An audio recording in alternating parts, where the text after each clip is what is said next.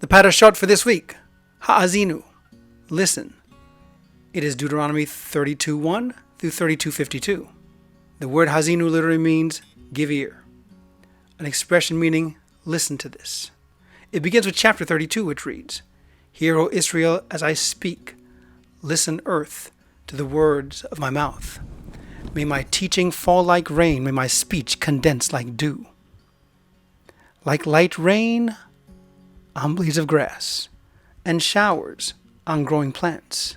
For I will proclaim the name of Elohim. Come, declare the greatness of our Elohim, the rock.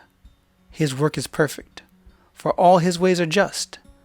A trustworthy Elohim, who does no wrong. He is righteous and straight. He is not corrupt. The defect is not in his children, a crooked and perverted generation. You foolish people, you lack in wisdom. Is this how you repay Elohim? He is your Father, who made you his. It was he who formed and prepared you. Remember how the old days were. Think of the years through all the ages. As your Father, he will tell you. Your leaders too, they will inform you. When Elyon gave each nation its heritage, and he divided the human race, he assigned the boundaries of the people according to Israel's population. But Elohim Sher was his own people, Yaakov, his allotted heritage. He found his people in the desert country, in a howling wasted wilderness. He protected him and cared for him, guarded him with the pupil of his eye. Like an eagle that stirs up the nest, hovers over her young, spreads out her wings, takes them, and carries them as she flies. Elohim alone led his people. No God was with him. He made them ride up to the heights of the earth. They ate the produce of the fields. They had them suck honey from the rocks, the olive oil from the crags, curds from the cows, and milk from the sheep, with the lamb fat, rams from Bashan, and goats, with the finest wheat flour. And you drank sparkling wine from the blood of grapes. Yet Yeshurun grew fat and kicked. You grew fat, thick, gross. He abandoned Elohim his maker. He scorned the rock, his salvation. They roused him to jealousy with alien gods, provoked him with abominations, then sacrificed to demons, non-gods, gods that they had never known. New gods had come up lately, which your ancestors had not feared. You ignored the rock, who fathered you. You forgot Elohim, who gave you birth. Elohim saw and was filled with scorn at his sons and daughters' provocation.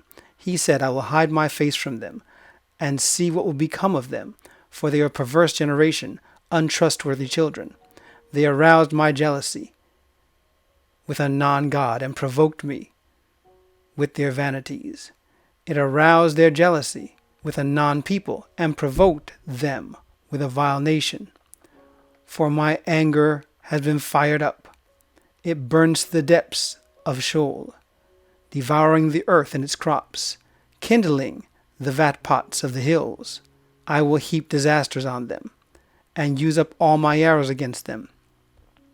Fatigued by hunger, they will be consumed by fever and bitter defeat.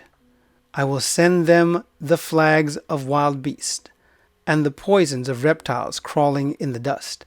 Outside the sword, make parents childless. Inside, there is panic, as young men and girls alike are slain, suckling and gray-bearing together. I considered putting an end to them, erasing their memory from the human race. But I feared the innocence of their enemy, fearing that their foes would mistakenly think, we ourselves accomplished this. Elohim had nothing to do with this. They are a nation without common sense, utterly lacking in discernment. If they were wise, they could figure it out and understand their destiny. After all, how can one chase 1,000 and not put 10,000 to root, unless the rock sells them to their enemies, unless Elohim hands them over? For our enemies have no rock like our rocks.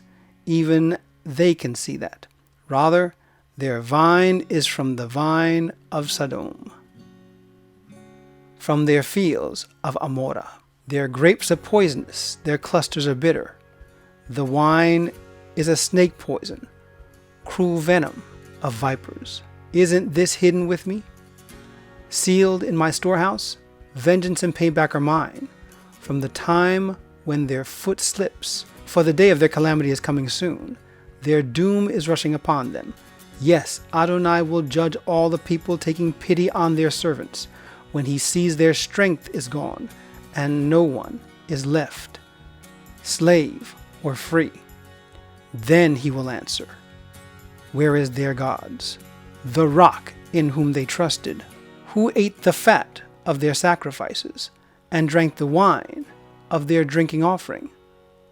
Let them get up and help you. Let them protect you. See now that I, yes, I am he, and there is no God beside me. I will put to death, and I will make alive. I wound and I heal. No one saves anyone from my hand. For I lift up my hand to heaven and swear, as surely as I am alive forever, if I sharpen my flashing sword and set my hand to judgment, I will render vengeance to my foes, repay those who hate me. I will make my arrows drunk with blood. My sword will devour flesh, the blood of the slain and the captives, flesh, from the wild-haired heads of the enemy. Sing out, you nations, about his people, for he will avenge the blood of his servants, and he will render vengeance to his adversaries, and make atonement for the land of his people. Moshe came and proclaimed all the words of this song in the hearing of the people of Hosea and the son of Nun. When he finished speaking all these words to all Israel, he said to them, take to heart the words of your testimony against you today, so that you can use them in charging your children to be careful to obey the words of this Torah.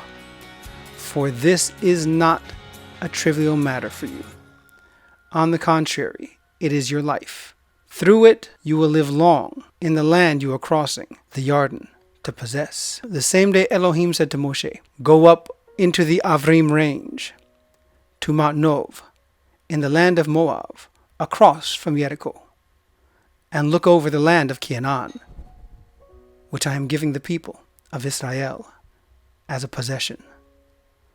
On the mountain you are to ascend, you will die and be gathered to your people, just as Aharon, your brother, died on Mount Hor, as he gathered to his people. The reason for this, both of you broke faith with me here among the people of Israel at the Mavri Kadesh spring in the Zin desert. You failed to demonstrate my holiness there among the people of Israel. So you will see the land from a distance, but you will not enter the land I am giving to the people of Israel. This was the Song of Moses. We're almost finished with Torah. Are you keeping the mitzvot? Are you learning the song? Are you studying it in detail? Are you studying it from the Hebrew? Stay focused and read it again.